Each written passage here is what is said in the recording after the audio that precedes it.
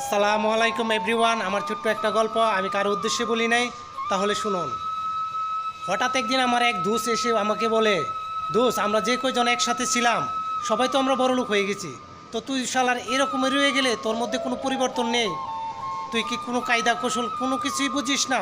তখন আমি হেসে বসে বললাম, দোস্ত তোরা যে বড়লোক হয়ে গেছিস আমার চোখের সামনে হয়েছিস, আমি সব দেখেছি, বুঝেছি, শুনেছি, তো আমি হতে পারি নাই কেন শুনবে? তখন বলল, ঠিক আছে বল।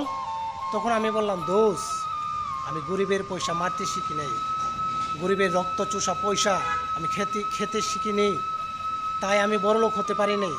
কারো হক মারতে শিখি নেই, তাই আমি বড়লোক হতে পারিনি। আর যদি মারতে শিখতাম আর খেতে পারতাম তাহলে আমি তোর চাইতে অনেক বড়লোক থাকতাম। তখন আমার বন্ধু মনটা খারাপ করে আমাকে বলল, দোস্ত আজকে তোর সাথে আর কথা হবে না, আমি আজকে চলে যাই, অন্যদিন তোর সাথে কথা হবে না। তো আমি বললাম ঠিক আছে। তো ও আমাকে বলল আল্লাহ হাফেজ। তখন আমিও বললাম তো ওকে।